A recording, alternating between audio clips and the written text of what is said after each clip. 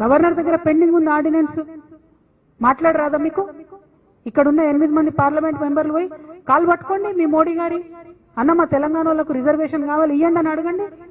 అది అడగ చేత కాదు, ఉల్టా ఏమంటారు ఎలక్షన్లకు పోకండి అంటే. ఇప్పుడు బీసీ బిడ్డలు ఎంత కన్ఫ్యూజన్లో ఉండాలి? పోవద్దా? పైసలు పెట్టుకోవద్దా? గెలవద్దా? బీసీలకు ఏం రావద్దా? ఇదేనా బీజేపీ వైఖరి? ఎంత అన్యాయం ఇది! జోక్ లాగా ఒక పక్క కాంగ్రెస్ పార్టీ ఏమో ఇచ్చిన రిజర్వేషన్లలో, మీకు ఇక్కడ ఎగ్జాంపుల్స్ నేను చదివి వినిపిస్తా, దయచేసి కొంచెం టైం పట్టిన ప్రెస్ మిత్రులు ఓపికగా వినాలని కోరుతున్నా. కామారెడ్డి జిల్లా నస్రులాబాద్ మండలంలో అంకోల్ గ్రామ పంచాయతీ ఎస్టీకి రిజర్వేషన్ ఎస్టీకి వచ్చింది. ఆ ఊర్లో మొత్తం ఉన్నది 784 మంది. ఒక్కడంటే ఒక్క ఎస్టీ ఓటర్ లేడు ఆ ఊర్లో. రిజర్వేషన్ ఎస్టీకి వచ్చింది. ఇది ఏంది ఇది అంటే ఎంత సాంకేతిక పరంగా అసలు ఇదేమన్నా పనికొచ్చే రిజర్వేషనేనా? అట్లనే పెద్ద కొడపతల్ మండలం దావన్ తండ ఈ పంచాయతీని ఎస్సీలకు రిజర్వేషన్ చేశారు. అక్కడ ఒక్కరంటే ఒక్క ఎస్సీ ఓటర్ లేడు. ఎక్కడికి వెళ్ళొచ్చి పోటీ చేయాలి ఎస్సీలు? మరి పోటీ చేస్తే ఆ గ్రామంలో ప్రజలకు ఏం న్యాయం జరుగుతుంది? మాచారెడ్డి మండలం వడ్డెరగూడెం తండ, మొత్తం ఊరంతా వడ్డెరలే ఉంటారు, అంటే బీసీలు ఉంటారు. అక్కడ సర్పంచ్ పదవి ఎస్టీకి వచ్చింది. మరి ఎక్కడి నుంచి ఎస్టీ వచ్చి అక్కడ పోటీ చేయాలి? ఎట్లా గెలవాలి? నాగర్ కర్నూలు జిల్లా, ఇదైతే మరీ దారుణం. నాగర్ కర్నూలు జిల్లా అమరాబాద్ మండలం కుమ్మరోన్పల్లిలో ఇదివరకు కూడా సర్పంచ్ సీటు ఎస్టీకి రిజర్వ్ అయింది. అయితే గ్రామంలో ఎవరు ఎస్టీలు లేకపోవడంతో అసలు ఆ గ్రామంలో ఇదివరకు కూడా సర్పంచ్ ఎన్నికలు జరగలేదు. ఇక ఎంత ఘోరం ఉన్నాయి మన ప్రభుత్వాలు అంటే, ఇదివరకే ఎన్నికలు జరగని ఆ గ్రామంలో మళ్ళా ఇప్పుడు మళ్ళీ ఎస్టీకే రిజర్వేషన్ వచ్చింది. మళ్ళీ ఎట్లా జరుగుతుంది ఎన్నిక? అంటే ఆ ఊరు పోయినసారి ఎన్నికలు జరగలేదు, ఇప్పుడన్నా రిజర్వేషన్ మార్చాలి కదా, సరి చేసుకోవాలి కదా, అక్కడ కూడా జరగలేదు. ఇక నల్లగొండ జిల్లా చింతపల్లి మండలం తక్కెలపల్లిలో ఎస్టీ ఓట్లు 2 ఉన్నాయి.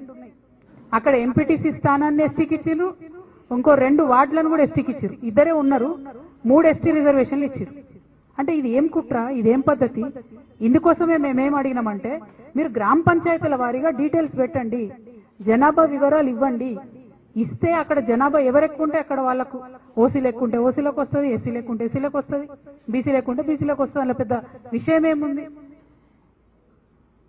ఇంత సింపుల్ ఇష్యూని కాంప్లికేట్ చేసి ప్రజలను మోసం చేసి ద్రోహం చేసి ఏం బాగుంటే ఈ 2 పార్టీలు, ఈ 2 జాతీయ పార్టీలకు చేస్తున్నటువంటి విధానాలు ఏంది? దయచేసి ఒకసారి తెలంగాణ ప్రజలు ఆలోచించాలని నేను కోరుతా ఉన్నా. ఇంత పెద్ద లిస్ట్ ఉంది, 3 పేజీల లిస్ట్ ఉంది, ఎగ్జాంపుల్స్ తో సహా ఒక్కొక్క గ్రామ పంచాయతీలో ఎంత దారుణంగా ఉంది. అసలు బీసీలు లేని దగ్గర బీసీ రిజర్వేషన్ ఇచ్చారు, అసలు ఓసీలు లేని దగ్గర ఓసీ రిజర్వేషన్ ఇచ్చిండ్రు. ఇందుకోసమే మేము అడిగేది, పారదర్శకంగా ఉండాలి, డేటా బయట పెట్టాలి. మీరు డేటా బయట పెడితే రిజర్వేషన్లలో ఎంత శాంక్టిటీ ఉంది, ఎంత క్లారిటీ ఉంది అన్న విషయం కూడా వస్తుందనే విషయాన్ని నేను ఈ సందర్భంగా తెలియజేస్తా ఉన్నాను. At the same time Revanth Reddy గారు నేను సూటిగా ప్రశ్నిస్తున్నా, చాలా గొప్పగా 30 ఏండ్ల ఉద్యమాన్ని నేను ఒక కంక్లూజన్ కి తీసుకొచ్చిన, ఎస్సీ వర్గీకరణ చేసిన అని చాలా పెద్ద ఎత్తున అసెంబ్లీలో స్పీచ్ ఇచ్చిండ్రు. ఇచ్చి మందకృష్ణ మాదిగ గారిని పిలుచుకున్నారు, శాల్వాలు కప్పిండ్రు, సన్మానం చేసిండ్రు. అందరం కూడా అనుకున్నాం మరి వర్గీకరణ సమస్య ఎండ్ అయిపోయింది, మంచి జరిగిందని. వర్గీకరణ సమస్య ఎండ్ చేసినామన్నారు, షమీమ్ అఖ్తర్ కమిషన్ వేసిండ్రు, అసెంబ్లీలో బిల్లు పెట్టిండ్రు, వర్గీకరణ చేసినామని చెప్పారు. మరి చేసినటువంటి వర్గీకరణ ఈ రిజర్వేషన్లలో రిఫ్లెక్ట్ కావాలన్నా వద్దా? ఎస్సీ ఎస్సీ ఎస్సీ అని ఇచ్చేసిండ్రు. అంటే ఎస్సీల మాదిగలకు ఎన్ని ఇస్తారు, మాలలకు ఎన్ని ఇస్తారు, ఉపకులాలకు ఎన్ని ఇస్తారు? అసలు వర్గీకరణ ఉద్యమం 30 ఏళ్ళు కొట్లాడింది ఎందుకు? అంతమంది బిడ్డలు ఆ వర్గీకరణ ఉద్యమం కోసం చనిపోయిన మాదిగ బిడ్డలేంది? వాళ్ళ త్యాగాలకు అర్థమేమన్నా ఉందా? మీరు పెట్టినరు బిల్లు, పాస్ చేసిన అసెంబ్లీలో, మరి అది రిఫ్లెక్ట్ కావాలి కదా ఇప్పుడు గ్రామ పంచాయతీ ఎన్నికలల్లా. ఎందుకైతే లేదు? అట్లా కానప్పుడు మీరు బిల్లు పాస్ చేసి ఏం లాభం? బిల్లు పాస్ కానటువంటి బీసీ దానికేమో మీరు రిజర్వేషన్ ఇస్తున్నామని మోసం చేస్తారు. ఆల్రెడీ బిల్లు పాస్ అయిన ఎస్సీ వర్గీకరణేమో అసలు ఎస్టీ రిజర్వేషన్ జాబితాలలో ఎక్కడ ఉండనే ఉండదు. ఇక మిగతా మీరు అరకొరగా చేసినాయని తప్పుల తడగ్గా ఉన్నది. ఇట్లాంటప్పుడు ఎన్నికలు ముందుకు వెళ్ళడం ఎట్లా? న్యాయం జరుగుతుందా? ఈ విషయాన్ని దయచేసి ప్రజలు గమనించాలి. మేము తెలంగాణ జాగృతి నుండి ఒకటే డిమాండ్ చేస్తాం, ఇప్పటికి కూడా ఒకటే డిమాండ్ చేస్తున్నాం. మీరు గ్రామ పంచాయతీల వారీగా మీరు చేసిన కులగన్ను బయట పెట్టండి. పెడితే ఆ రిజర్వేషన్లు ఇవి కంపేర్ చేద్దాం, తెలిసిపోతుంది ఏం జరుగుతుంది అన్నది.